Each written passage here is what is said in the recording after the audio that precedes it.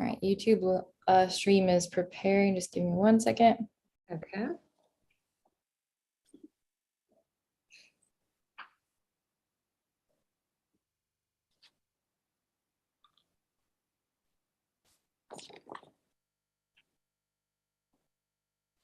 Okay, we're all set.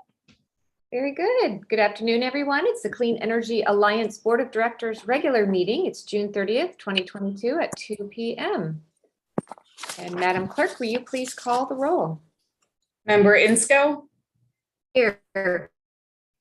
Member Musgrove, Yes, here, thank you. Member Acosta, Here. Vice Chair Drucker, Here. and Chair Becker. Present. All right, that leaves us to the flag salute. We'll wait 1 second and see if we can get a flag up. And I'll go ahead and lead since we're virtually in Solana Beach. Ready, begin. I pledge allegiance to the flag of the The United United States of America and to the republic for which it stands, one one nation, nation, under God, indivisible, with liberty and justice for all. All right, does anyone have any board comments or announcements?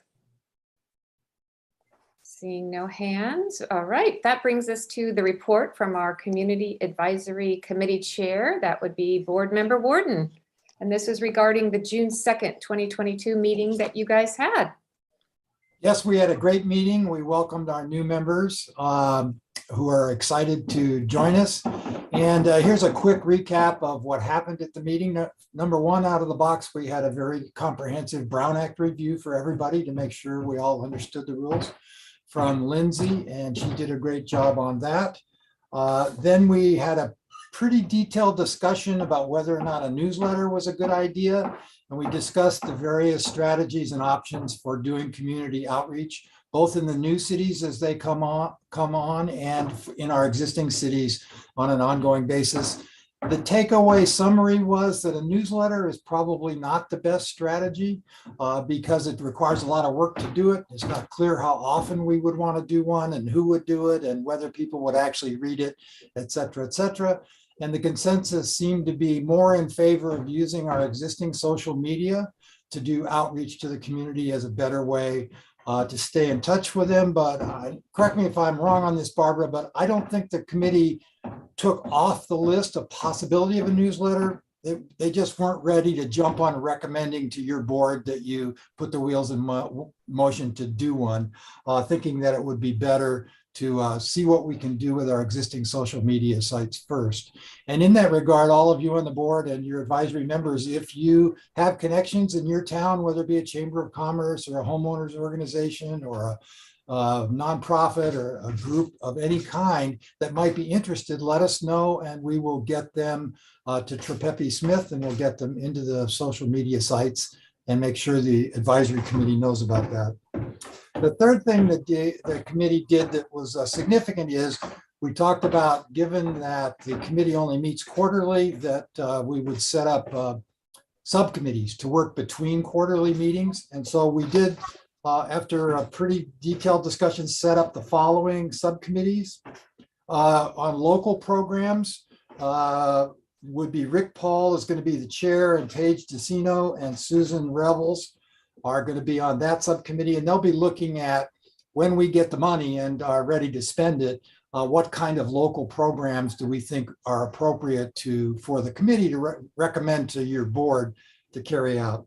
The second subcommittee we set up was outreach to underserved communities. And that I think is pretty self-explanatory what that's about. Deborah Shade is on that with Susan Revelas, Paige DeCino, and I'm going to serve on that one too. The third subcommittee we set up was specifically on electric vehicles to take a look at all the promotional activities around electric vehicles and charging stations and what we as a Clean Energy Alliance can do to help our members get going on that. That's going to be Kevin Norris and Jennifer Kirschbaum will be on that one. And so the idea is these committees will meet on their own. They can meet weekly, bi-weekly, however frequently or infrequently they feel is productive, they'll come back at our next quarterly meeting, report to the full Citizen Community Advisory Committee on their recommendations. And when we get something that we think is good, we'll bring it to your board to take it from there. And we may set up more subcommittees as we get going. There were lots of ideas and things people wanted to work on, but these three seemed like a good place to start. So that's where we are. And if you had questions for me, I'd be happy to try to answer. Oh, thank you so much. I appreciate your time in doing this, and I hear you're such a good leader in that group. So thank you so much, Board Member Warden. Does anyone have any questions for them? I know you're going to get 2 more members soon Yes. too, so that will be good. Maybe there'll be another subcommittee with those 2 new members. So, well, thank you. Appreciate that a lot. Chair Becker, Yes. I've just noticed our general counsel, Lindsay Thorson, has not joined us. Oh, you're right. So if you could give me a moment, I'd like to try and call her and see if she's having technical difficulties getting in. Okay. Thank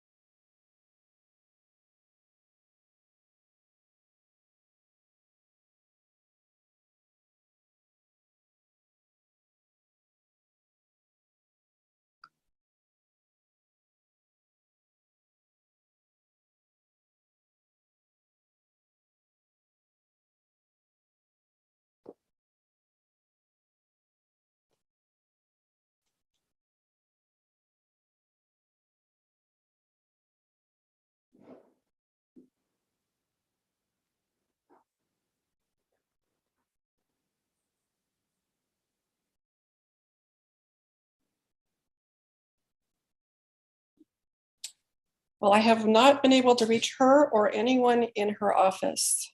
That's strange. It is. Any way we can move item 6 up and move Johanna in her place? Let me bring Johanna in.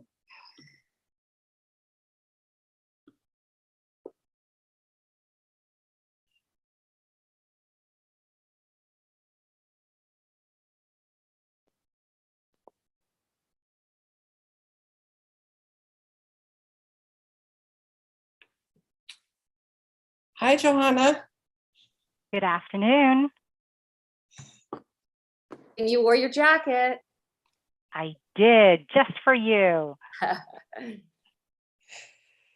So we have an unusual circumstance, and I'm not sure I know how to proceed, but our general counsel hasn't come on into our meeting, and I am not able to reach her nor anyone at her firm.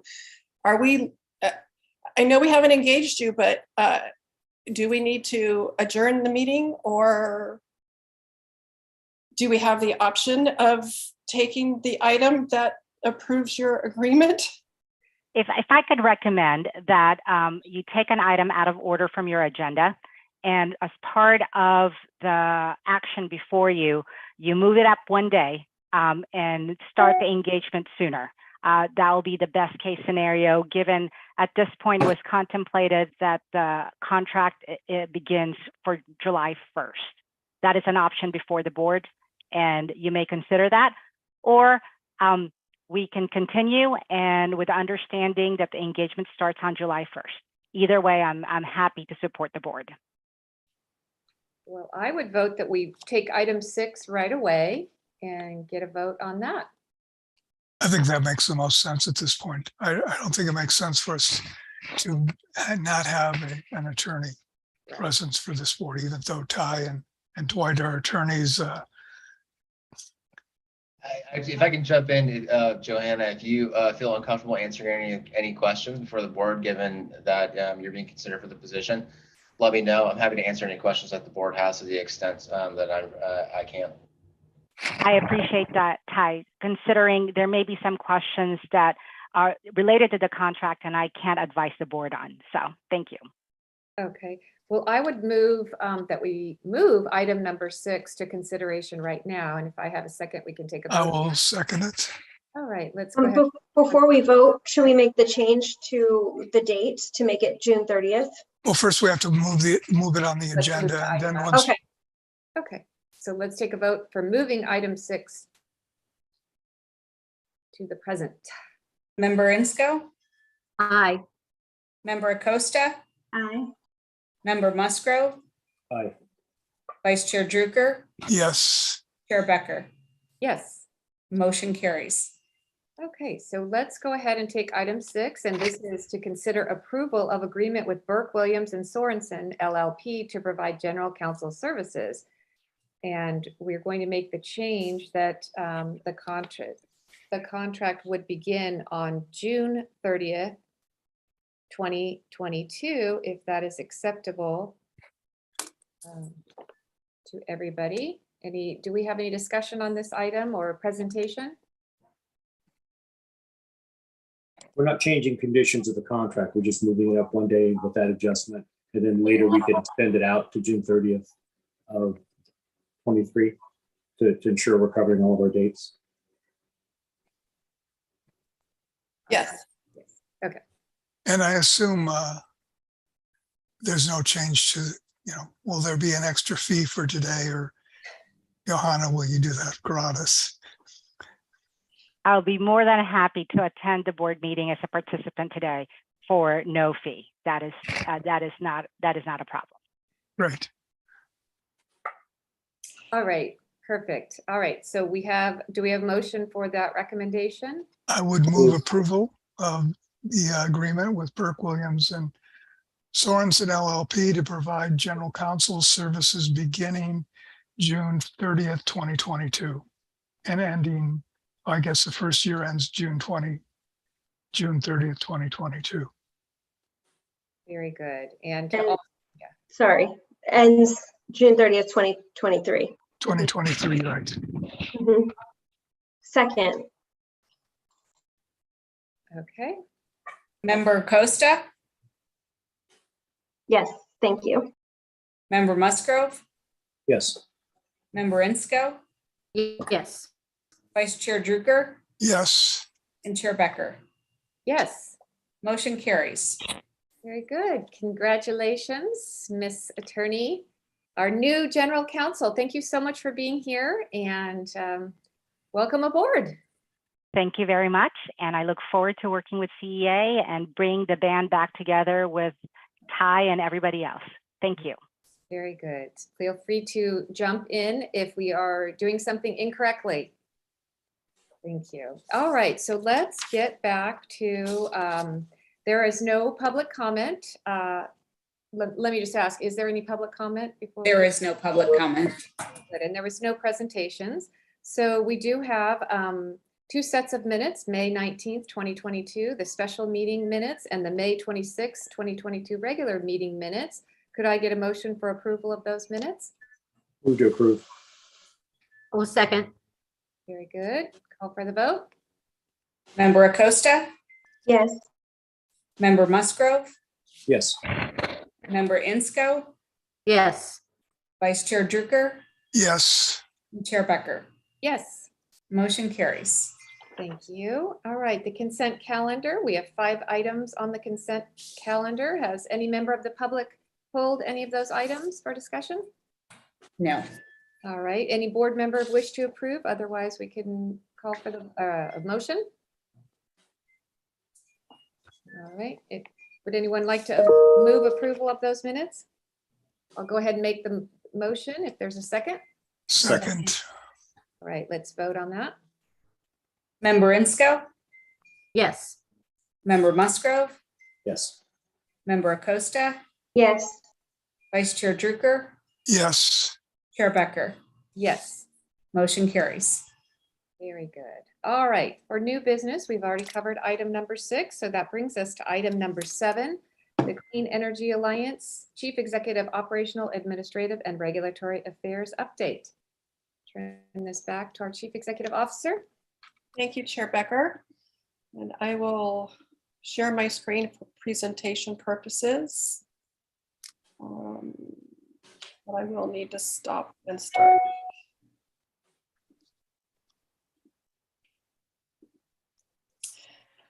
Okay, my report today will be focused on our expansion. First, an update with regards to the Escondido and San Marcos implementations. Again, we are targeting an April 2023 launch, which means we will begin serving customers in those cities starting in April of 2023. We have the items that are highlighted in green are items that are completed. So most recently, we have begun our energy procurement with regards to serving those customers. In the coming months, we anticipate the Public Utilities Commission, California Public Utilities Commission, providing our annual resource adequacy requirements that will be for our procurement for 2023, and it will include the load anticipated to serve for the cities of Escondido and San Marcos. CEA has already begun its procurement of resource adequacy and was able to make an estimate of what we anticipate those requirements to be. And so we're well on our way with meeting that requirement. We will begin marketing and outreach. We anticipate beginning those efforts in October, and we'll be coordinating with those cities in order to have a presence at events that they have during the fall and holiday periods in order to begin speaking to the public and letting them know that Clean Energy Alliance will be coming and answering questions they may have.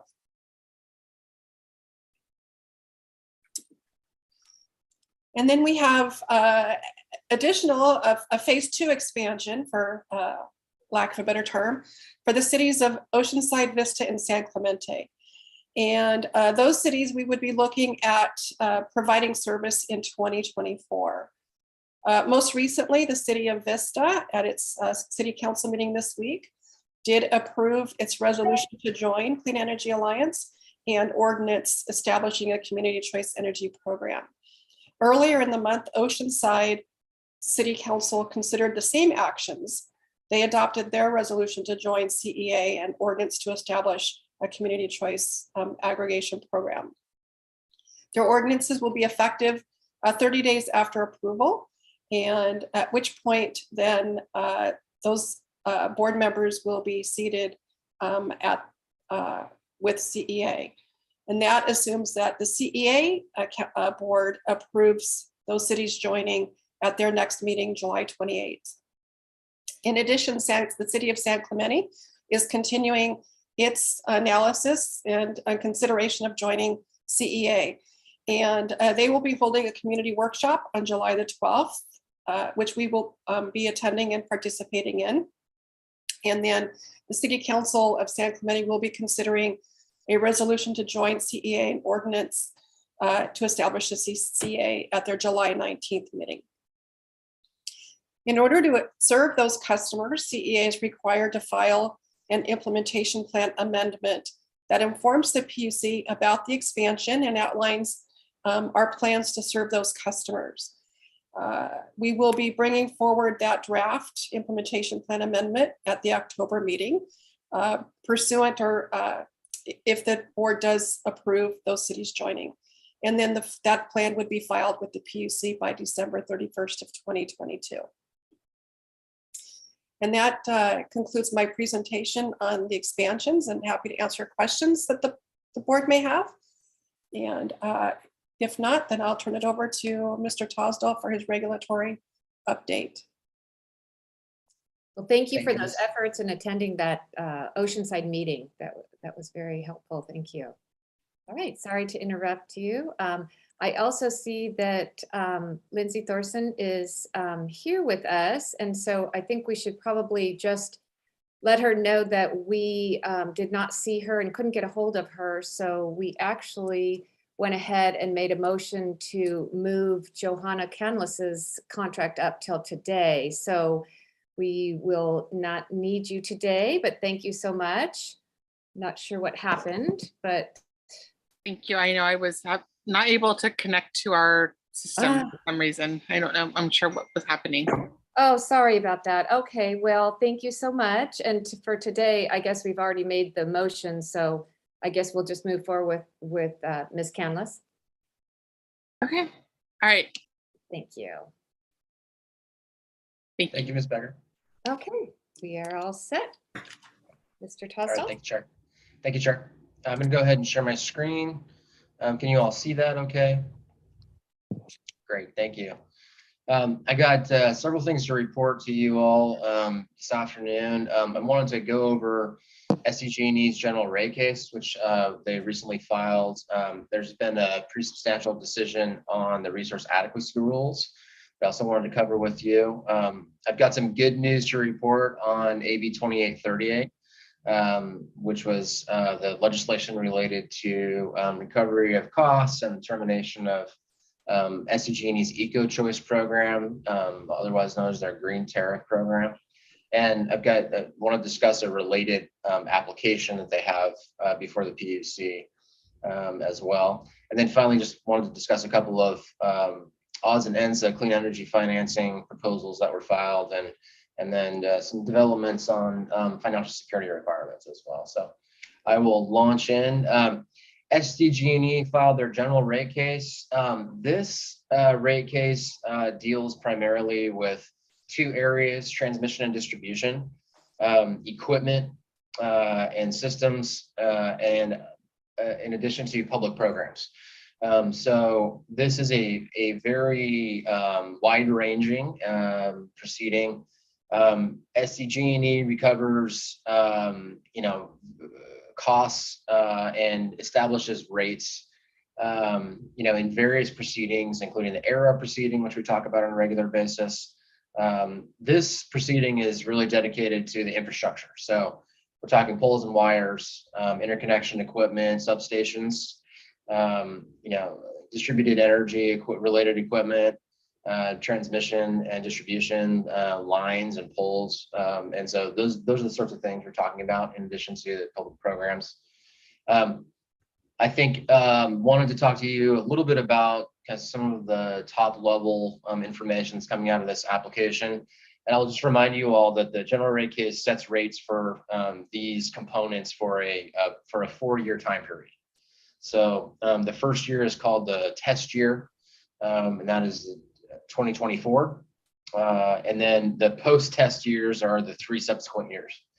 And so this proceeding will start off by establishing a revenue requirement and then allocate that revenue requirement among customer classes.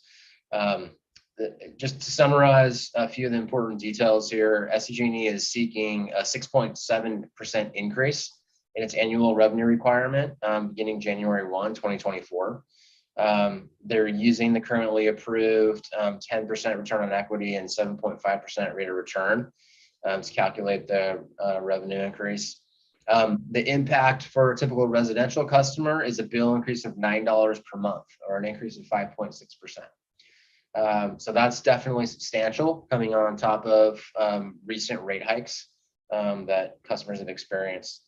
SDG&E is also proposing significant test year revenue hikes that would increase the system-wide revenue by an additional 30% over 2025 to 2027. So these are large numbers, and I want to be clear with you all. These are numbers that our customers pay directly. So because they are transmission and distribution side figures.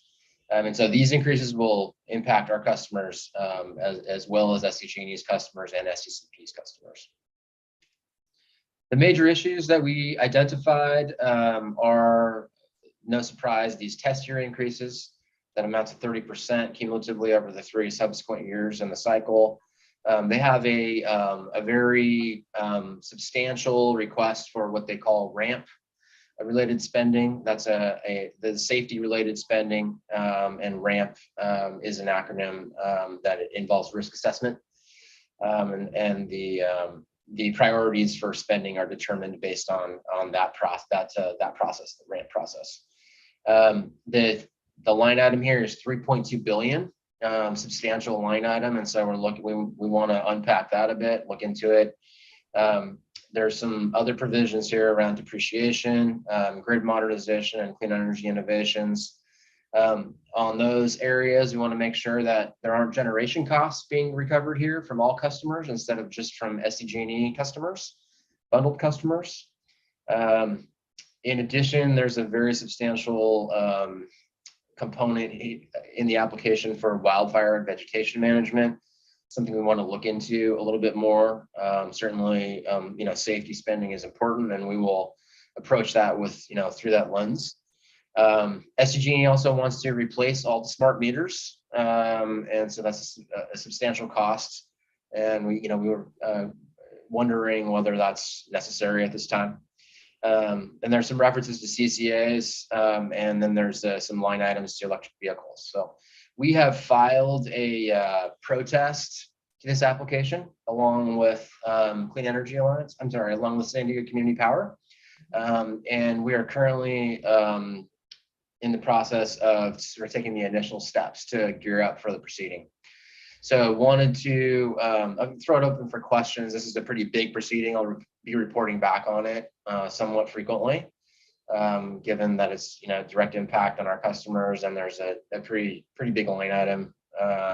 There's some pretty substantial line items here that may add up to substantial bill impacts.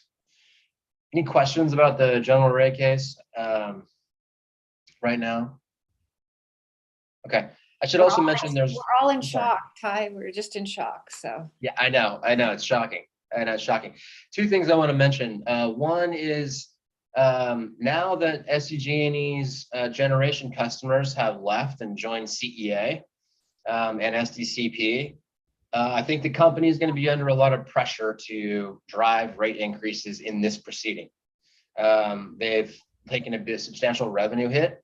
They're going to need to prove to their ownership, their shareholders, Sempra and Wall Street, that the utility can still generate substantial amounts of revenue. And so I think they'll be looking to this particular proceeding to shore up their revenue position.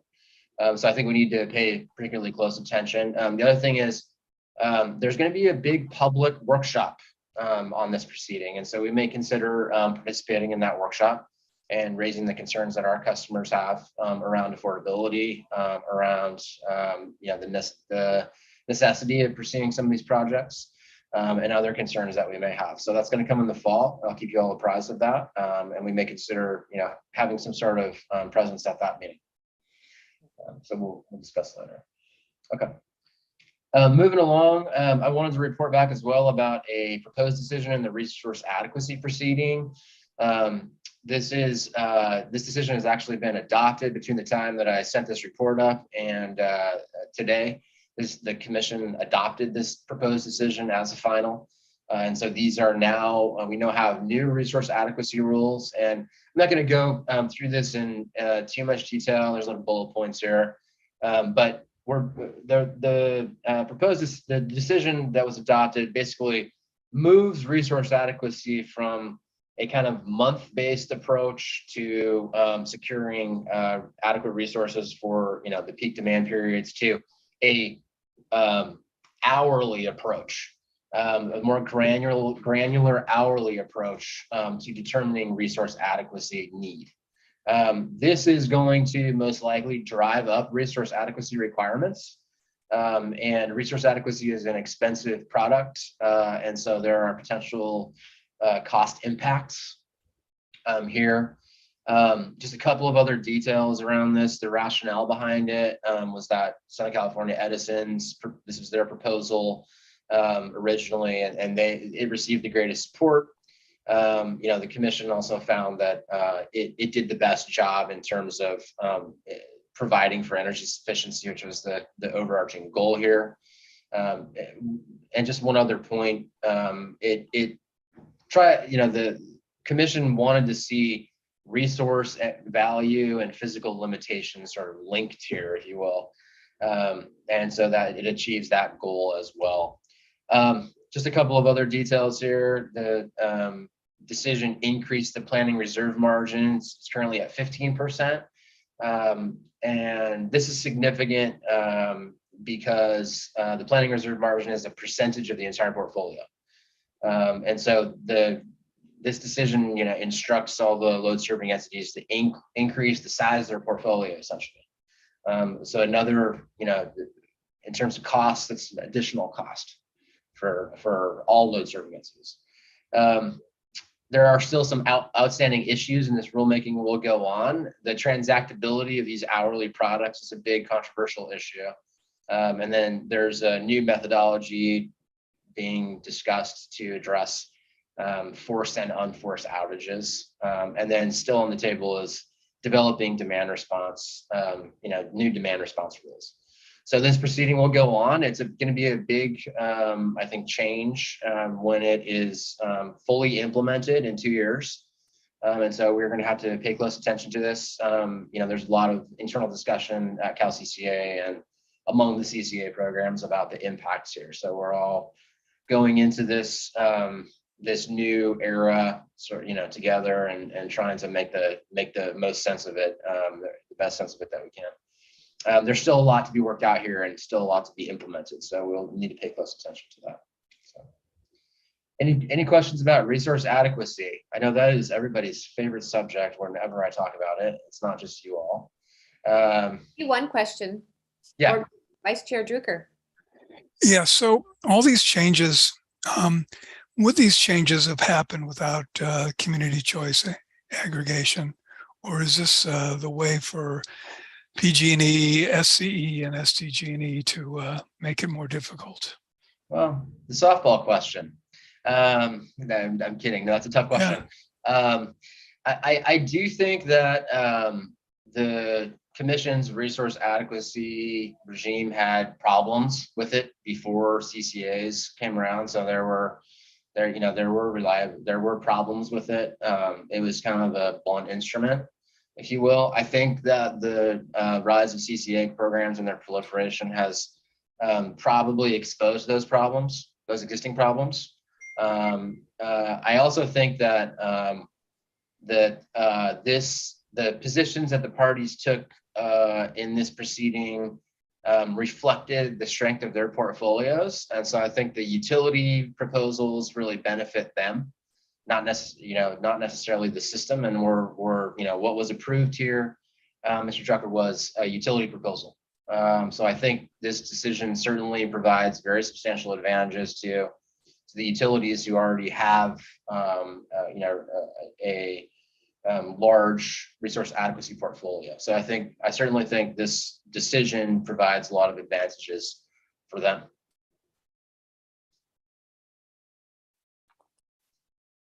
Any Thank you. follow-up?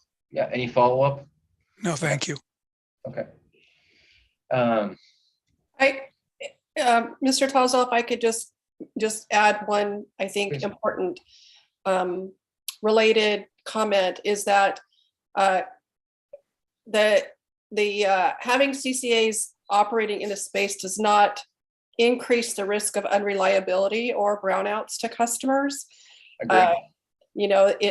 While resource adequacy is a challenge that the state is working towards, it's not a challenge that was created by CCAs, nor is it being made worse by CCAs. And so customers should not feel that they're any more at risk if they are a CCA customer of a brownout, for example, or having their electricity turn off because there's not adequate supply.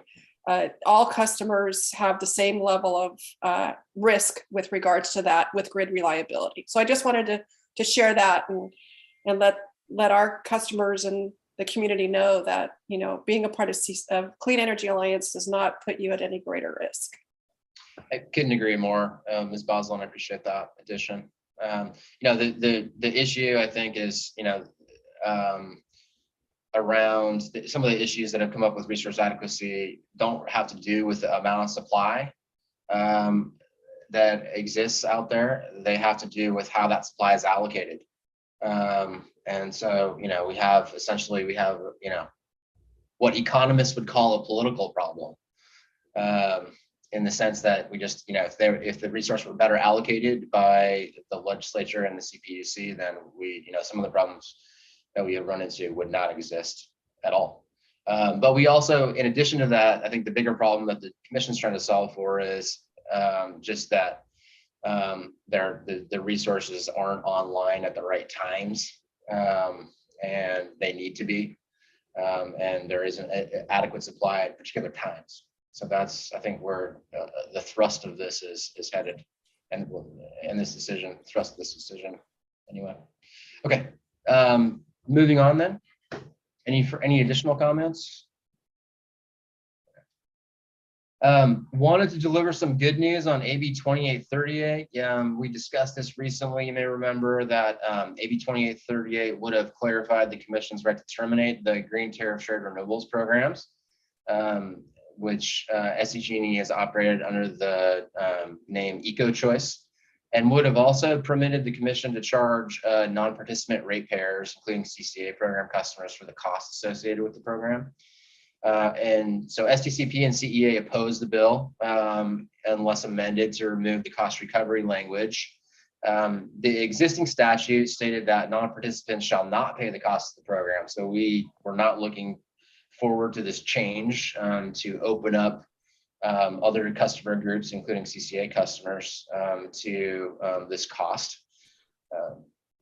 Our lobby effort focused on costs and the violation of the ratepayer indifference principle, and we were able to, reach out to the legislative staff and work with STCP, and we were able to provide some assistance to them, and we had a couple of direct calls with SDG&E as well, in which we explained our position. And, I think we just were persistent, and fortunately SDG&E agreed to drop the cost recovery language. So the bill goes forward without that piece, and it will now just simply clarify that the commission's right to terminate. The commission has a, explicit right to terminate the program, and we no longer have an opposed position on this bill. So glad to report out that, this was a victory. And thank you all. I want to thank you all for your efforts and, support in opposing this legislation. So thank you, and happy to answer any questions about that as well. Yeah. That was great news. And I do think having that good relationship with SDG&E comes in handy for stuff like this, that you can just call and explain, this is silly. So thank you for that. Thank you for those efforts. And one little piece of good news, and I'm sure you've got some more bad news, right? Yeah, no, just more information also. But I do want to talk to you a little bit about, while this legislation was pending, SDG&E submitted an application before the commission to terminate to sort of do the same thing that or similar things that the legislation would have authorized.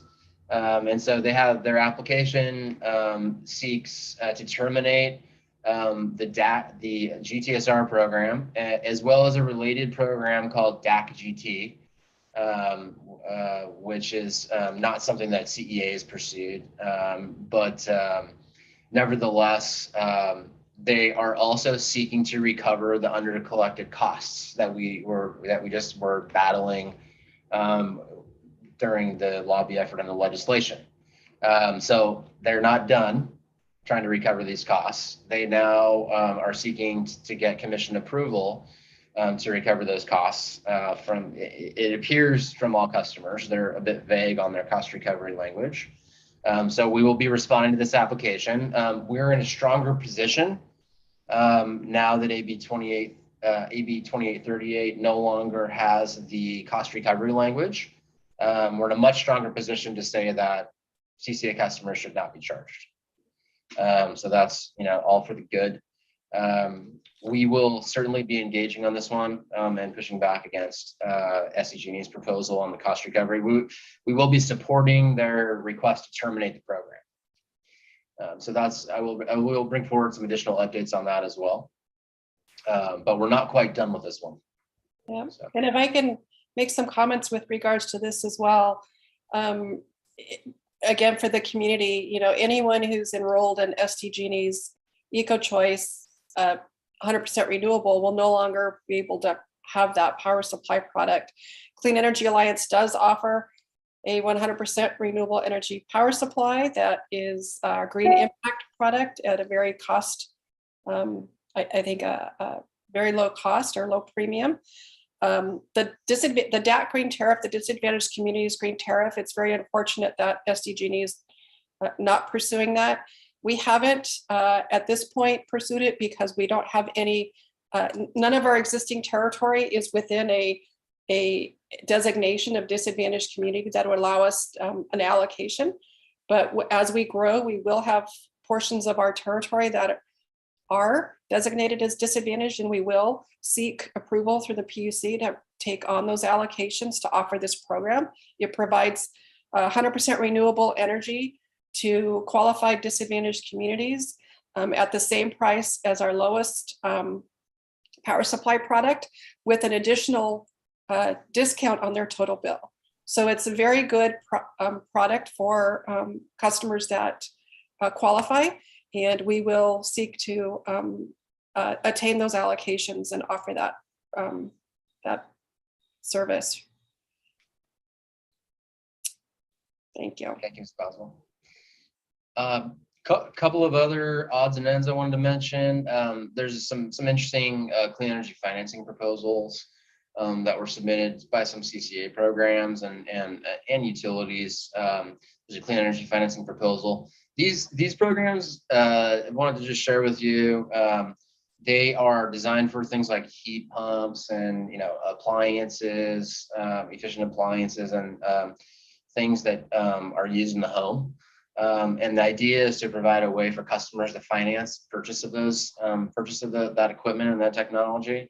And so there's some interesting proposals that were brought forward by the various entities listed here: Santa Barbara Clean Energy, PG&E, Edison, Silicon Valley Clean Energy. There are many different proposals and different customer segments targeted, and so proposals included things like on-bill financing, rebates, funding these through utility rates or energy efficiency funding. So there's a whole set of ideas there to the extent we wanted to pursue something like that down the road. There's some, I thought there were some interesting ideas that were proposed. And final piece of information I wanted to pass on to you is that we were monitoring some very substantial postings of the financial security requirements that CCAs are required to post every 6 months. In Edison territory, the most recent posting resulted in some very eye-popping financial security requirement numbers, and that were in the millions of dollars, and for some larger CCA programs even more. And so I think it's important. Just wanted to let you all know that the Energy Division has rejected that advice letter from Southern California Edison, which is very significant. And we're going to be addressing financial security requirements in the provider of last resort proceeding. So we are also monitoring that one very closely. Because the FSRs are a direct financial impact on the organization. We are active in that proceeding, working with Cal CCA on the various proposals that are being considered, and certainly looking out and making sure that proposals that would have a negative impact on us are sort of isolated and opposed by the group. So thank you for bearing with me. I appreciate it. Happy to answer any questions that you have. Yeah, you've been busy. Thank you for that.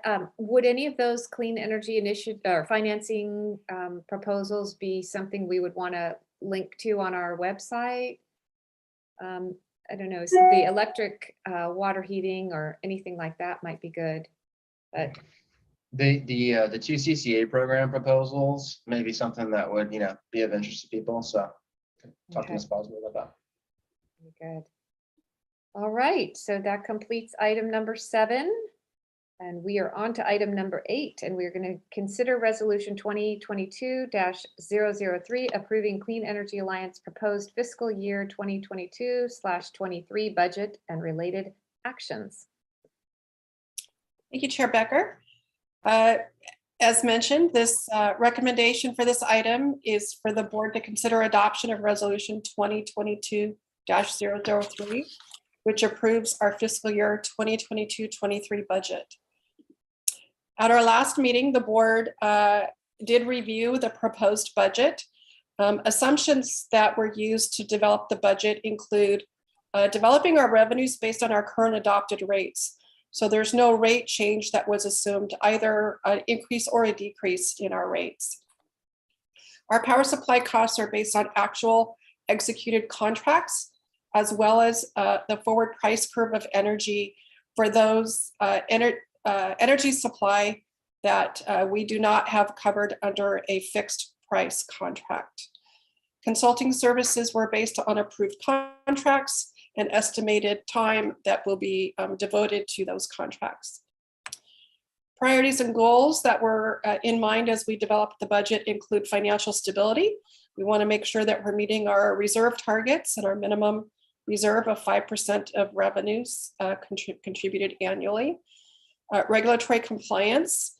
We want to ensure that we are meeting all of our regulatory compliance requirements. And as you heard from our special counsel Tosdahl, those are plentiful and seem to be increasing all of the time. And certainly not least on the list is the successful expansion in Escondido and San Marcos, and supporting those efforts as far as marketing and educating to the communities. At the May 26th meeting, where we reviewed the proposed budget, at that point in time, the net results derived by taking the projected revenue and deducting the projected expenditures at that time, while it was a balanced budget that resulted in 2.4 million net results, it was short of meeting our 5% reserve. We did go back afterwards and review our budget, and we were able to adjust the budget and bring the expenditures in line to ensure that we do have a 5% reserve contribution at just over $4 million. Adjustments that were made to the budget that was originally proposed. One is in the power supply expense line item. We did review that line item and take a look at the assumptions with regards to the positions that are not covered under a contract. And we looked at what is our experience this year with regards to the open position and found that the actual costs that we were paying in day ahead prices in real time were lower than what the forward price curve had indicated on those open positions. And so we took that approach and methodology and reviewed our power supply budget, and were able to achieve a reduction in estimated costs there. In staffing and consultants, the original budget included 5 new full-time positions. 2 of those positions were transitioning the interim CFO and interim secretary from a contract basis to a full-time. We have revisited those 2 positions and have included in the budget, the revised budget, continuing those positions as contract on a part-time basis. The interim CFO, we are in discussions with our accounting firm, Maher Accountancy, to see if there is the opportunity to have their firm provide that position. And we also have another alternative that we're exploring. The interim secretary position, the board has considered an adjustment to the Bayshore Consulting Group that would change Susan Caputo, who is our interim board clerk, from interim board clerk to interim secretary. She does possess the needed qualifications. She's a master municipal clerk. And those 2 result in savings to our staffing and consultants line item, as well as reducing the funding of the remaining 3 positions to reflect a partial year for the first year. We've also made minor adjustments in legal services and professional services and our audit services and insurance. Other proposed new positions are an account services program manager, which would be mainly responsible for guiding the implementations and marketing and outreach to the cities of Escondido and San Marcos, working with our data manager and call center, with customers who may want to speak with someone beyond the call center, and also become responsible for key accounts, developing relationships with our large businesses. A procurement manager would assist with managing and handling the contracts, not only for energy related contracts, but non-energy related contracts, insurance, making sure proper insurance is in place, and developing our supplier diversity program that we are now required to have in place. And lastly, is a regulatory analyst who would work hand in hand with Mr. Tosdahl and his team with regards to tracking legislative activity and regulatory items, assisting with developing positions, developing strategies for outreach to our elected officials when appropriate. Overall, the proposed budget total revenue is $8.8 million, again, developed based on our current rates, and expenditures at $76.7 million, which would result in a net positive results of operations of $4 million and total projected ending fund balance of $7.2 million. And again, it is a balanced budget and does meet our 5% minimum reserve contribution. And that concludes my presentation. I'm happy to answer whatever questions the board may have. Very good. Thank you for sharpening your pencil and doing all that good work. And also congratulations to Susan Caputo for your promotion. Thank you. Any other questions or comments? That was good news. All right. We then go ahead and I would move approval. Yeah, I would move approval of the fiscal year 22-2022 budget, Second. 22-23 budget and related actions. Second. Very good. Call for the vote. Member Musgrove, Move to approve. Member Insco, Yes. Member Acosta, Yes. Vice Chair Drucker, Yes. Chair Becker. Yes. Motion carries. Thank you. Item number 9, consider authorization of execution of agreement with Resi Station LLC for resource adequacy. Thank you, Chair Becker. The item before the board for consideration is authorizing execution of an agreement with Resi Station LLC for resource adequacy for a 10-year period with deliveries beginning January of 2023 for a total not to exceed amount of $2.0 million. And this agreement is in compliance with the California Public Utilities Commission midterm reliability procurement mandate. The California Public Utilities Commission issued decision 21-06-035, which put requirements on Clean Energy Alliance of procuring additional resources that would replace energy provided by Diablo Canyon, as well as other requirements. Specifically, the projects needed to be online by August 1st, 2023, June 1st, 2024, or June 1st, 2025, with a preference for the earlier date. The new projects must be available for a minimum of 10 years and also must be non-fossil fueled.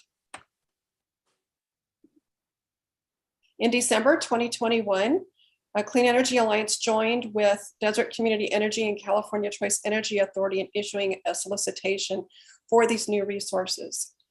Responses were received that represented 80 different projects, and those different projects were then analyzed and a short list developed based on price, location, and compliance with the requirements of the California Public Utilities Commission. Through this process, Resi Station was selected as one of the projects that meets these procurement requirements as established by the California Public Utilities Commission, and can not only meet the 2023 requirement, but would actually be much earlier than what the PUC had required. And that concludes my presentation. I'm happy to answer whatever questions the board may have. Seeing no questions, I'll go ahead and move approval. Oh, we do have a question, Vice Chair Drucker. So this is because of Diablo Canyon, and looks like in the current budget that's going to be maintained. So we'll have more than adequate resources, correct? I don't know that we could say we'd have more than adequate, but it does help. One of the reasons that they've extended Diablo Canyon is because of the strain that we've seen on the system during the summer months and the high demand and the high heat events that have taken place. But even with continuing Diablo Canyon, there's still a need for new resources to be brought online. And this requirement from the PC is in support of that. And Mr. Tosdahl, you have additional comments? If I may, Ms. Vaz, I'll just make a couple comments. One in response to Mr. Drucker's comment. I think that the extension of Diablo Canyon remains to be seen. That is a process that's being discussed right now. And so we will see whether it actually happens, so we don't know. The other thing I wanted to point out about this contract, if I'm not mistaken, Ms. Boswell, it is a demand response contract. The contract that we just discussed with the owner of Resi Station is OnConnect. So I just wanted to point out, just thought, that interesting that this is, we're obtaining some of our resource adequacy needs from the demand response program that relies on individual customers reducing their load, essentially, reducing their energy usage. So I just wanted to bring that to everybody's attention. Thanks. Thank you. Very good. All right. Do we have a motion to approve item number 9? So moved. All right. Second. Thank you. Call for the vote. Member Insco, Yes. Member Musgrove, Yes. Member Acosta, Yes. Vice Chair Drucker, Yes. Chair Becker. Yes. Motion carries.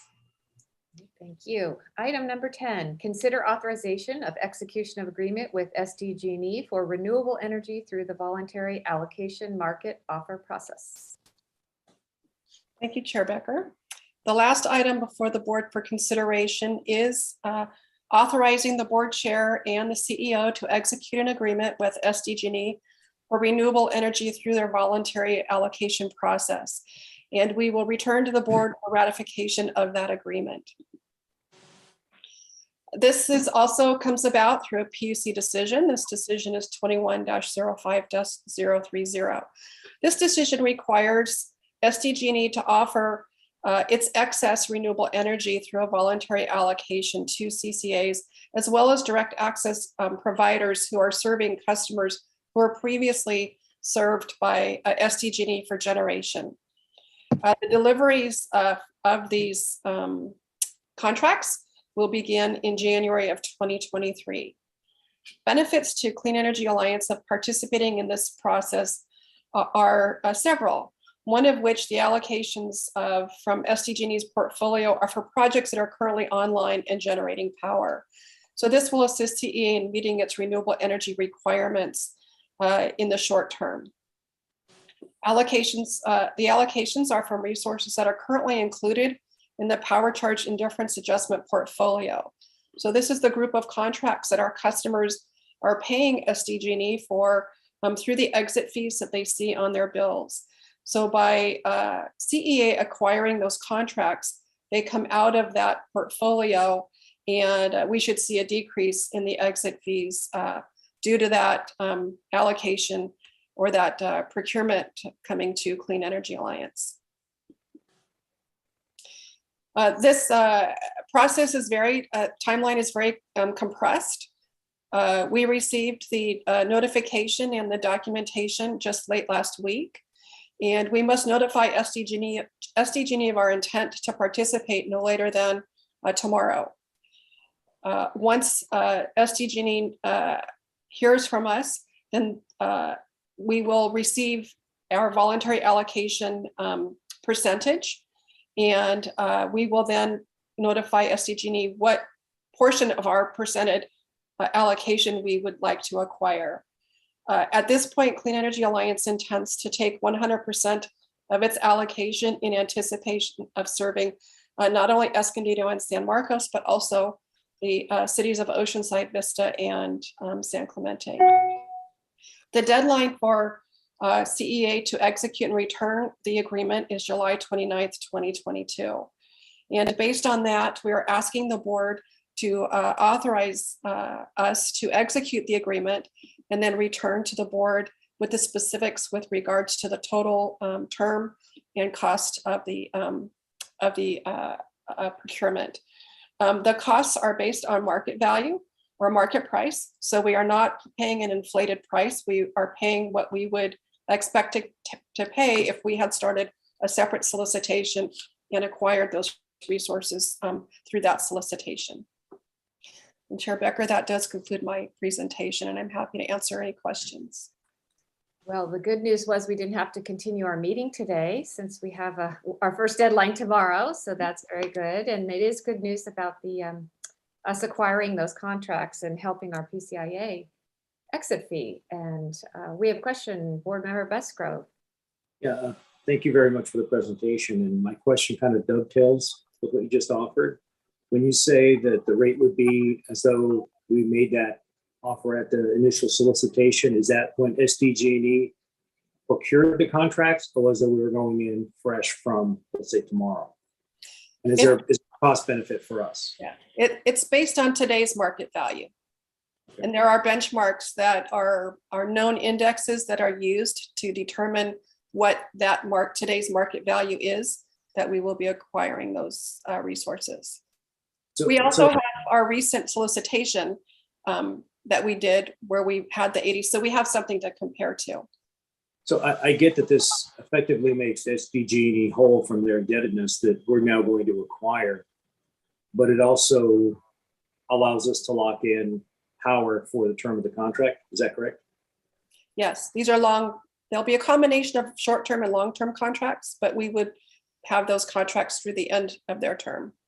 So everyone comes out essentially a winner on this one. We think so. Okay, thank you.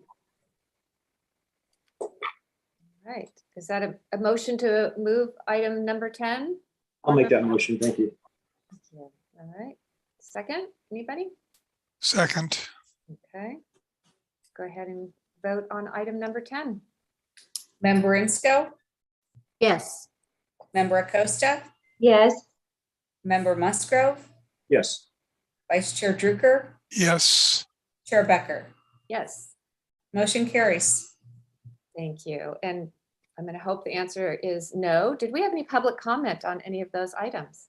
We have had no requests to speak from the public on any item this evening. Very good. Thank you. And if I ever do forget again, please remind me if anybody Will does do. jump on the line and want to comment, because we'd like to welcome comments from the public. Perfect. All right. Well, that brings us to board member requests for future agenda items. Seeing none, we are. Chair, Yes. Chair Becker, we do have a member of our audience that has raised their hand. If the board would like to entertain Yes. Very good. hearing from them. Okay, one moment.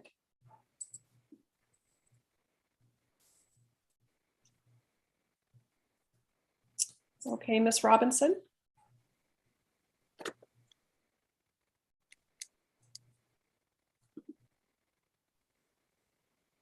Maybe remind her how to unmute it. Okay, yep. Ms. Robinson, you can unmute. Okay, yes. Hi to our CEO, Ms. Boswell, and to the chair, Ms. Becker, and vice chair. I just want to say how excited I am to hear what you're providing for North County and our Clean Energy Alliance, and been really excited to see the new city jurisdictions that have recently joined as a community member, as well as a clean energy advocate organizer throughout the county of San Diego. I just want to say I'm really encouraged by Clean Energy Alliance and just want to share my thoughts. Nothing more than that. I just want to say thank you. We really appreciate you taking the time to do that. Thank you so much. Very good. All right. Our next regular board meeting is July 28th, 2022 at 2 p.m. We will be meeting virtually. Thank you. Bye, everyone. Thank you. you. Have a great 4th of July weekend. Thank you. Happy Bye.